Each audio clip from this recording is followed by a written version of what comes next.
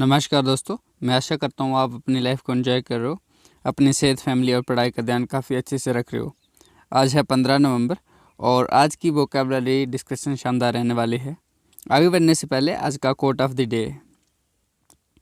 However difficult life may seem, there is always something you can do and succeed eight.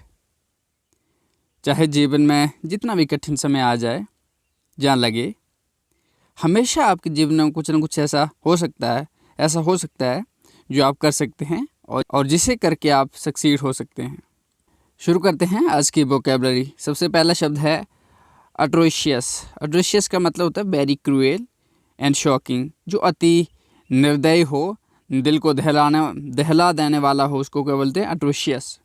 इसका synonym है brutal, barbaric, बार्बरस, British, savage. इसका opposite है admirable, kindly. अगला शब्द है paradigm shift. Paradigm shift का मतलब होता है मूलभूत चेंज, टोटल चेंज। उसको क्या बोलते हैं? Paradigm shift. काम, सोच आदि में सामान्य या स्वीकार्य या तरीके से महत्वपूर्ण बदलाव को क्या बोलते हैं? Paradigm shift. यानी मूलभूत चेंज, पूरी तरह से चेंज, बदलाव, किसी चीज़ का बदल जाना, उसको बोलते हैं पैराडाइम शिफ्ट। जैसे आपका वेट मान लो 50 kg था, आपने उसको एकदम क्या कर दिया? 80 kg कर दिया, यानी पूरी तरह से शिफ्ट हो गया, बदल गया, उसको बोलते हैं पैराडाइम शिफ्ट। इसका सिनोनिम है change of opinion, change of plan, turn around, यानी टर्न अराउंड, पूरी तरह से बदलाव। अगला शब्द है अपोजिट। इसका अपोजिट है replica, copy, derivative, reproduction, offshoot. Paradigm shift का मतलब होता है पूरा टोटल चेंज, और अपोजिट किसका हो गया? रेप्लिका, यानी चेंज नहीं हुई उसी की कॉपी बन गई। अगला शब्द है ट्रैजेक्टरी। ट्रैजेक्टरी का मतलब होता है वक्रपथ, प्रक्षेप पथ।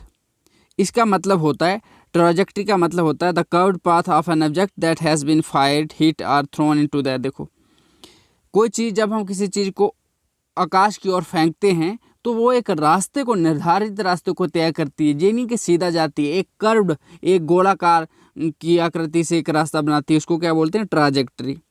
सिनोनिम है इसका course, route, path, track, line, orbit, flight, flight, path, ambit. इसका अपोजिट है नॉन ट्रैजेक्टरी।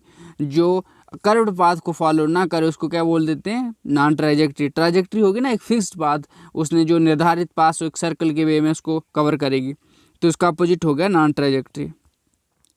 अगला शब्द है गजल। गजल का मतलब होता है टू ईट और drink to fast and too much. बहुत तेज़ी से, बहुत मात्रा में खाना या पीना। जब कोई इंसान बहुत जल्दी खाता है ना, बहुत सारी चीज़ें खा जाता है, उसको क्या होता है? गजल। जैसे नहीं, घटक जाना, अपने अंदर बहुत सारी चीज़ें घटक दी। इसका सिनोनिम हो गया गबल, गबलअप, गल्प, डिवोर, ईट, ग्रीडली, ईट हंगरली। जब हम लालच से चीज़ खाते हैं या भूखे होते हैं ना, तो उसको क्या बोलते हैं? गजल।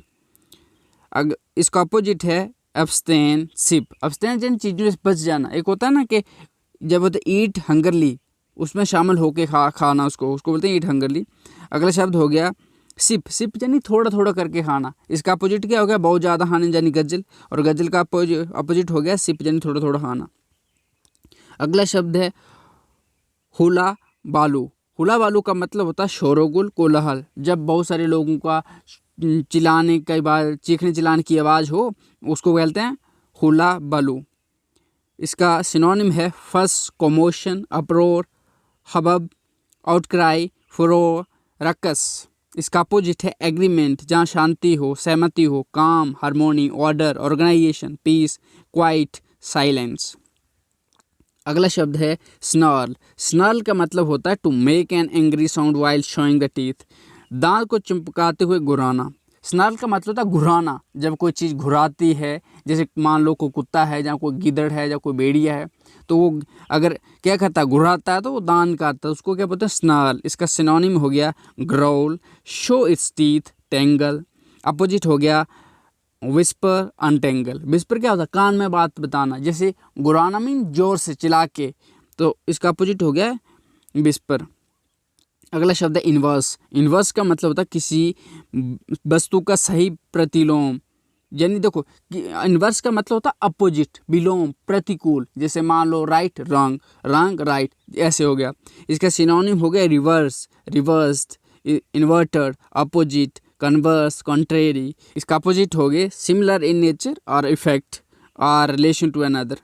यानी देखो इन्वर्स का क्या होगा अपोजिट, और सिमिलर टू अपोजिट को सिमिलर इन रिलेशन और इफेक्ट, इसका मतलब हो गया कि उसी तरह, उसी के जैसा, अपोजिट नहीं। अगला शब्द है डाइकोटमी। डाइकोटमी का मतलब होता है विरोधाभास। जैसे आप कहते कुछ हैं, करते कुछ हैं। जैसे आपके एक्शन और जो बात कहते हैं उसमें क्या है, अंतर है, उस अंतर को क्या बोलते हैं, डाइकोटमी, विरोधाभास। यानी इसका सिनोनिम हो गया डिवीज़न, सेपरेशन, डाइवोर्स। डाइवोर्स का जहाँ मतलब वो नहीं कि वो जो तलाक दे देना, नहीं, जहाँ पर डाइवोर्स का मतलब है उसमें अंतर होना। Split, gulf, chasm, difference, contrast. इसका अपोजिट हो गया एग्रीमेंट, हार्मोनी, लाइकनेस, सेमनेस। अगला शब्द है प्रोपेंसिटी। प्रोपेंसिटी का मतलब होता है झुकाव। जैसे होता है ना किसी बंदे का झुकाव होता है, कोई नशेड़ी होता है तो नशे की तरफ झुकाव होता है, कोई मेरी तरह पढ़ाकू होता है, किताबी कीड़ा होता है तो यानी पढ़ने में बहुत रुचि लेता है, ठीक है। कोई खाने में बहुत जो रुचि लेता है उसको पेटू बोलते हैं। तो ग्लटन है ना, ग्लटनी या ग्लटन, तो मतलब उसको क्या बोलते हैं, अपना अपना झुकाव होता है। तो इसका जो झुकाव होता है इसको बोलते हैं इंग्लिश में प्रोपेंसिटी।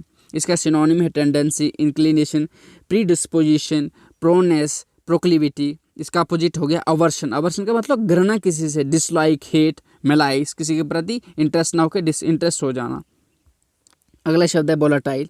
वोलाटाइलिटी, जहाँ वोलाटाइल का मतलब होता है जो चंचल हो, अस्थिर हो, है ना। इसका अपोजिट है स्थिर, को चीज़ स्टेबल हो उसको बोलते हैं स्टेबल, स्थिर। लेकिन वोलाटिलिटी का मतलब होता है जो चीज़ चंचलता, अस्थिरता, वाष्पशीलता। जो चीज़ वोलाटाइल क्या होती है, वोलाटाइल का मतलब होता है जो चीज़ स्थिर ना हो। इसका सिनोनिम है कैप्रिशियस, चेंजेबल, इनकॉन्स्टेंट, मर्क्यूरियल। यानी मर्क्यूरियल का मतलब जो कोई चीज़ चेंजेबल है।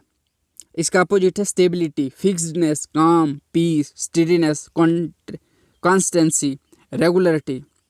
अगला शब्द है एग्ज्यूड। एग्ज्यूड का मतलब होता है रुख, भावना, गुण आदि प्रतिबिंब होना, प्रकट होना। If you exude a particular attitude, feeling or quality, people can easily see that you have a lot of it. एक्स्यूड का मतलब होता है किसी का प्रतिबिंब होना, किसी में दिखना।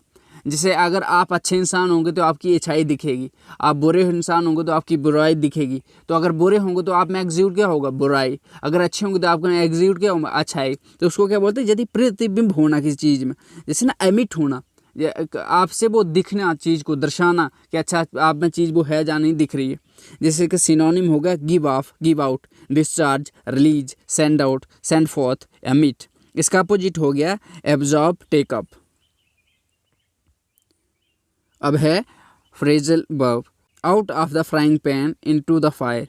इसका मतलब हो गया to move from a bad और difficult situation to one that is verse.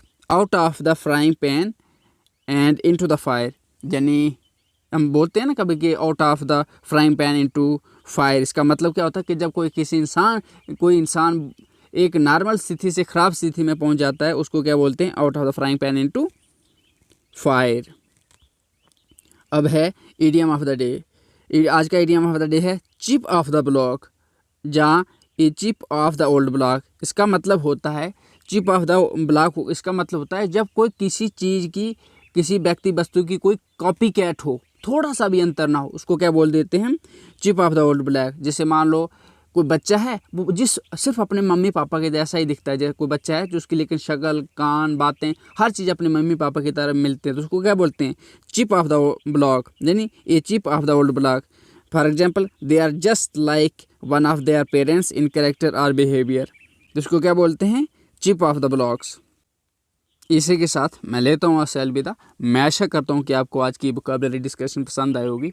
अगर आपको आज की वोकैबुलरी डिस्कशन पसंद आई है तो इसे लाइक करें, शेयर करें, और अगर आपकी कोई क्वेरीज या सजेशन है तो आप कमेंट सेक्शन में ज़रूर बता सकते हैं। बहुत ही जल्द फिर होगी मुलाकात, तब तक रखिए अपना खूब सारा ध्यान। थैंक यू, धन्यवाद, जय हिंद।